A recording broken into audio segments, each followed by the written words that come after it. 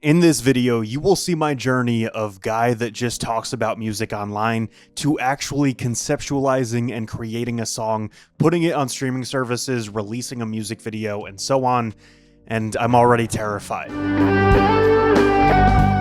For those of you that don't know, my name is Harrison, I run Alfo Media, and I've been talking about music online for about 7 years, discussing trends in the industry, up-and-coming artists, my favorite little things, ranking lists, and so on. As with just about any other creator online that's discussing an art form, these are my opinions. I personally have no qualifications. I was just some kid that grew into some guy that listens to a lot of music and enjoys talking about it with other people. Making almost 300 videos is a creative venture in itself, with coming up with the ideas, writing them down, making my scripts, editing the videos, recording the audio, making the thumbnails, and so on.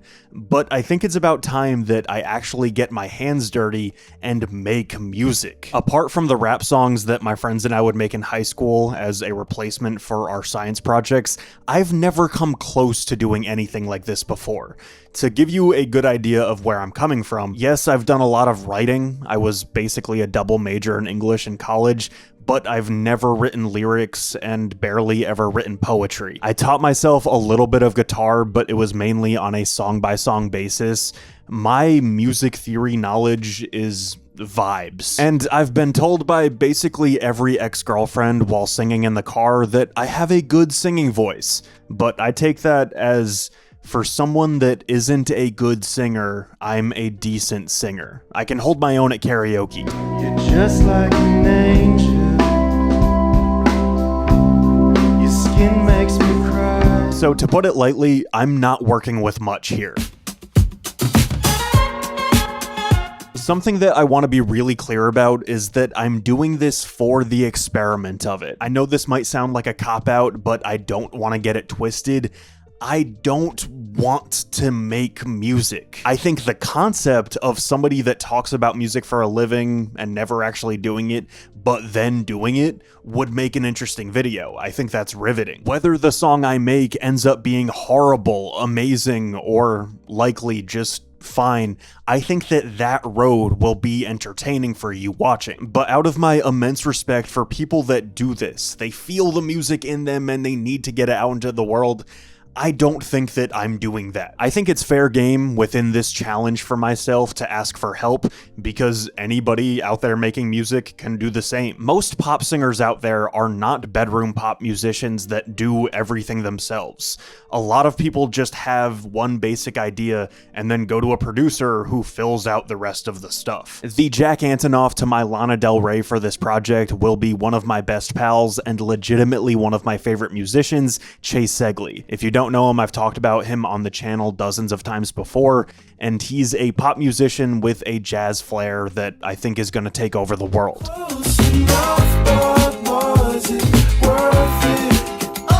For the past 4 weeks, we met every Wednesday, and I think we have something rather listenable that came out on the other side.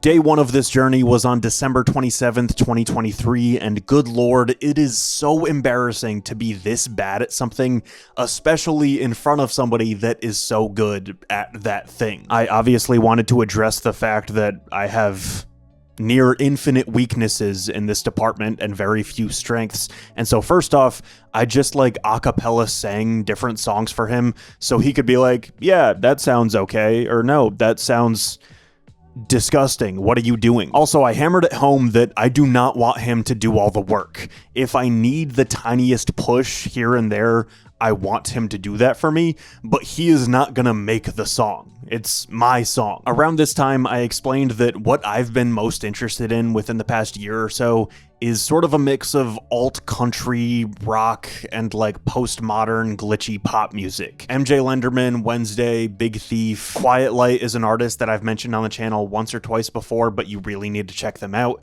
And then like Fred Again and specific stuff from the 1975. A wise man once gave me the advice that making music is just trying to copy the stuff that you love and then something else kind of happens. And so to get into even more specifics, I'm looking for some quirky eccentricities of Arthur Russell and his vocals and instrumentals. I love the somewhat dark but very melodic vibes of The Cure, and I thought the best person to try to embody for this would be Alex G, because I think he's like a master and a genius in his own right, but he really wears this sort of DIY nature on his sleeve. His voice isn't anything too special, his songs aren't particularly complex, but it all comes together for something that's extremely likable. First things first, we just listened to a bunch of my favorite songs from the people that I just mentioned, and Chase would say, "What do you like about this?" And I would say something probably very scholarly, like "song good, I like song." But when I gave him actual reasons, he would have a better idea of what he was trying to quote-unquote steal. I then presented him with the main theme of my song and the lyrics that I had written up until that point. Ozymandias is a poem by Percy Shelley from the 1800s, and it's about a guy that is wandering through the desert, and he comes across this like broken down huge statue of King Ozymandias. And there's some kind of plaque that reads like, "I am King Ozymandias, I am so big and strong and powerful." But the whole thing is that he's now crumbling in the sand, and so it's about having humility and how everything comes to an end, because even if you're big and strong, you're gonna end up in the dirt someday. I thought it would be fun to do some sort of like vague semi-autobiographical thing where I'm writing a love song from Ozymandias and I's perspective, where it's this thing of like a broken down fallen man that needs somebody to fix his problems for him. But due to his own issues, it's hard for him to connect with somebody. With that concept in mind, over that prior week, I had been scribbling different lyric sections in my notes, and now it was time to read lyrics to somebody out loud for the first time in my life, and it was horrifying. Chase asked what tempo I was thinking for the song, so first I was just knocking on a desk, and then I inputted drums into his MIDI keyboard in Logic. With this extremely simple beat, I basically sat there for 10 minutes by myself, recording different takes of the lyrics that I had thus far. The first one was this like short verse of a faux dramatic 80s cheesy pop song.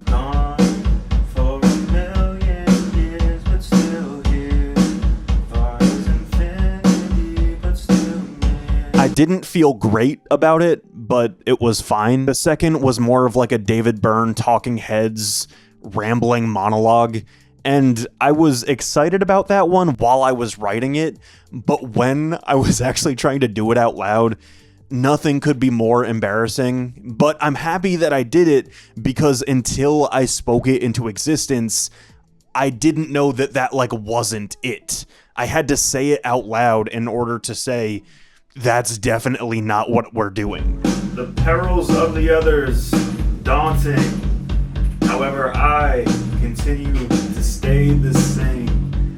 This is not a choice, dear friends and lovers. Finally, I had the root of me trying to come up with some hook, and I love the idea of something very simple and short that really explains the entire story that you're telling without being complex at all. So with Ozymandias / me, this hopeless, conceited guy that wants somebody to fix his problems for him, I had, I keep on waiting, I keep on waiting, na, na, na, na, na. And the more that I hummed, the more that I saw that there were lyrics that I just didn't have yet, but at least I had, I keep on waiting, I keep on waiting, na, na, na, na, na. I keep on waiting, I keep on waiting, I keep on waiting, da, da, da, da, da. With the beginnings of a chorus, we started filling out the instrumental a little bit further. We agreed on a very bare bones bass line that just sort of follows everything. We went through a ton of different drum sounds until I figured out something that I liked, and then I sang a guitar riff for Chase that was like,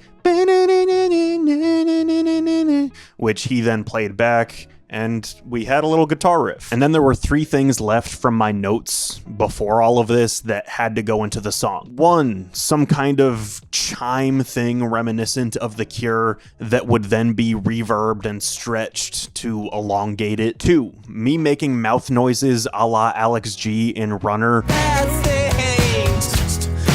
that we would then pitch down and use as percussion, like a and 3, a double clap going into the chorus, because who doesn't love a double clap going into the chorus? With all of that added in, we decided that that first cheesy 80s pop song thing wasn't going to go in either, but we finished that day with an instrumental and sort of a chorus. So we added some harmonies to the chorus to make that sound decent, and at the end of the day, this is what we had.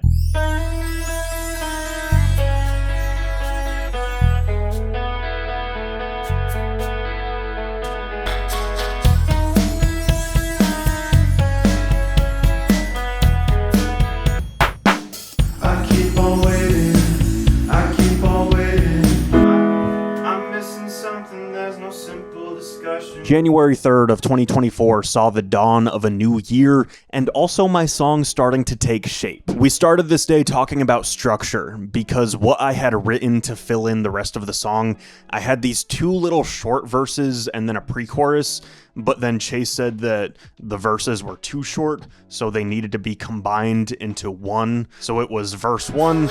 I'm missing something, there's no simple discussion. I need some loving and you in my life. Been gone for ages, but it's going and staying. Pre-chorus, chorus, and then I would have to figure something else out beyond that. After recording verse 1, we went into the pre-chorus, which was hopefully going to be this perfect bridge between the very wordy expository verse 1 and the sing-along dancey chorus. The pre-chorus slows down and is a little bit more introspective to hopefully make everything around it more effective. All I know is time ain't treat me well. Lend a helping hand, empires fell.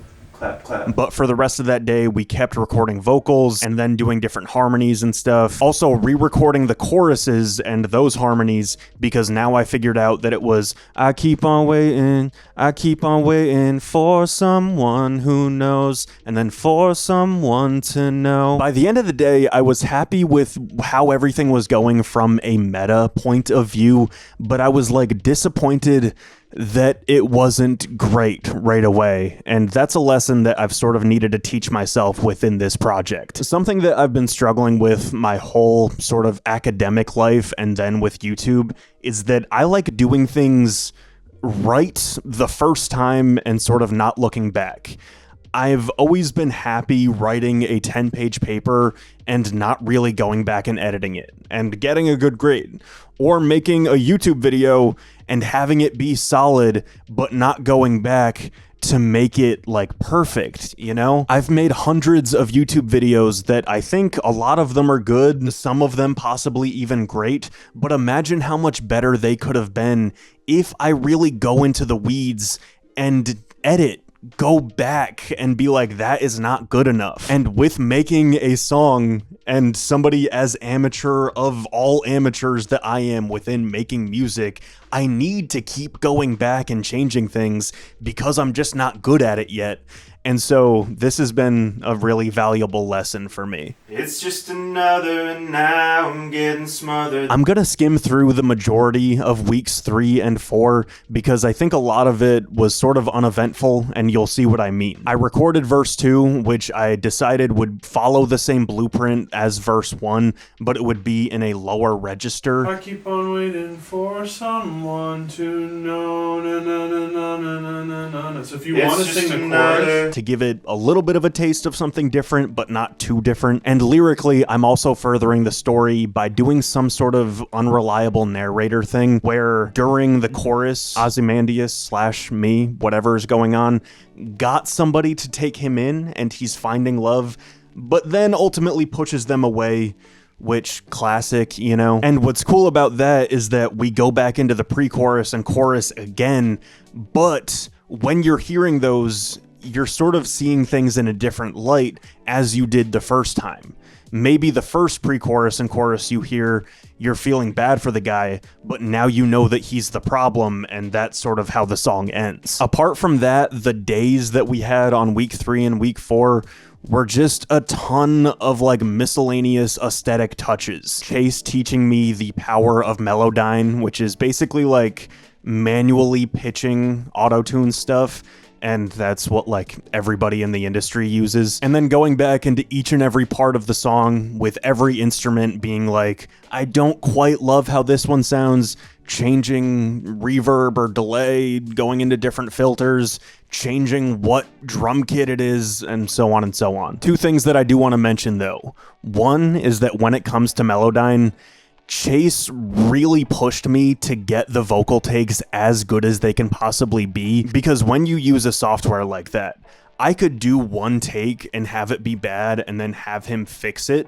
and so it auto-tunes it perfectly, but then it's not going to sound authentic at all. It's going to sound really robotic. But after suffering through dozens and dozens and dozens of bad vocal takes, it's just another, it's just another, it's just another, it's just another, it's just another, it's just... There were finally a few that were good, not great.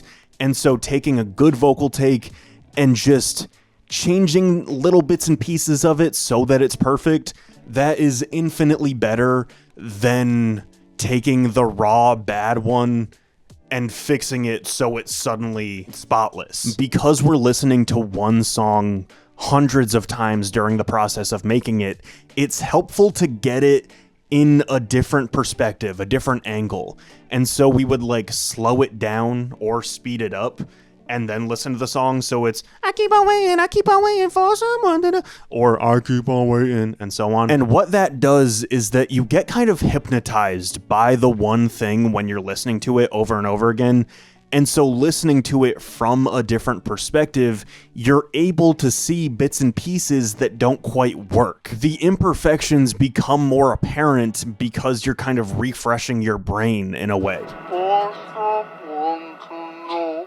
After Chase and I were happy with the song, we sent it over to our friend Rand to mix and master it, which essentially is somebody taking a fine look at all the instruments and the vocal tracks and everything, and looking at their volume levels in comparison to one another and making sure that everything sounds right. They will then double check the loudness requirements with the decibels and whatnot, and make sure that it can go on Spotify, Apple Music, and so on. I showed a clip of the jam session that Chase is in the house band of and that I do social media for, and that's basically Rand's baby. So go support that by subscribing at North End Entertainment on YouTube. You can watch the archive of all the different performances that have happened within the year or so that we've been doing this. You can follow it on Instagram at North End Entertainment. You'd be supporting a free, high-quality experience for our community where we promote independent music. While Rand was mixing and mastering, I went out and shot a pretty basic music video. I took my tripod and set it in like 3 different locations,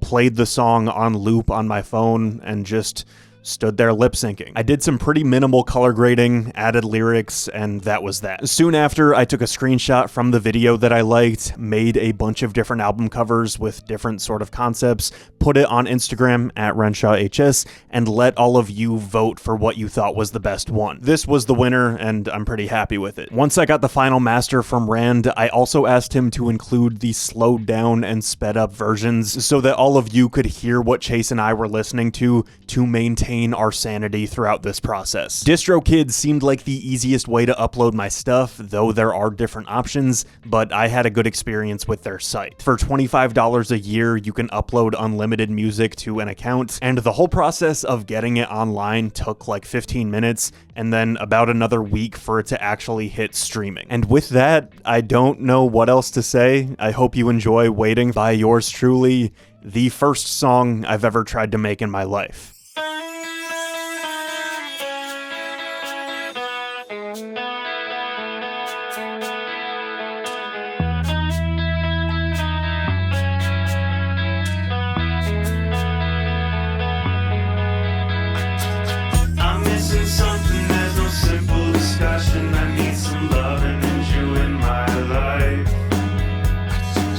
Been gone for ages, but it's going in stages. Pick up the pieces, only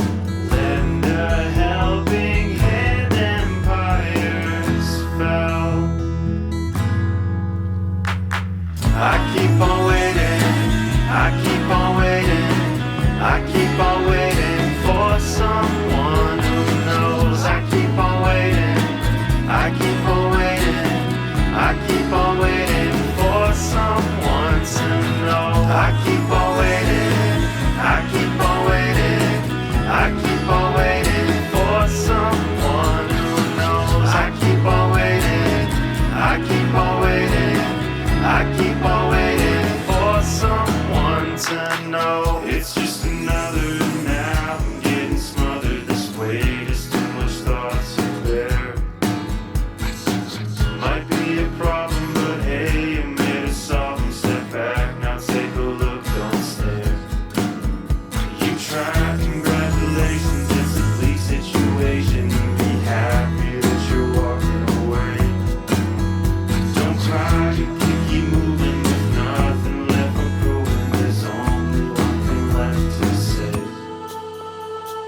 All I know is time ain't treat me well.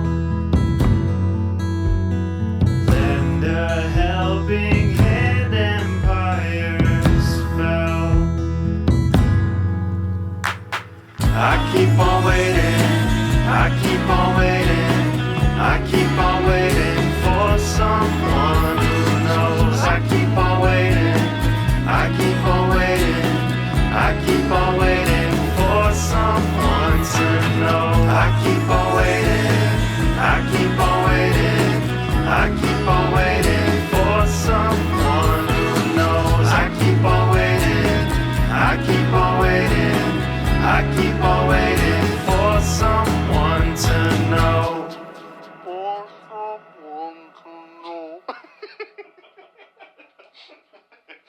I want to keep my thoughts on everything to a minimum here, but I don't think it's the worst thing ever, so cool. Specifically, I'm not crazy about my vocal performances during the verses, but I legitimately think that that chorus sounds like something that people would listen to and enjoy listening to, so I'll take what I can get. The song and its alternate versions should be on streaming wherever you get your stuff, and the music video by itself will be on my second channel, also Alfo Media. I want to give a huge thank you to Chase Segley for being the ideal person to walk me through this process. I can't say enough good things about him and everything that he does. Thank you to Rand for putting on the finishing touches. Go support North End Entertainment as well.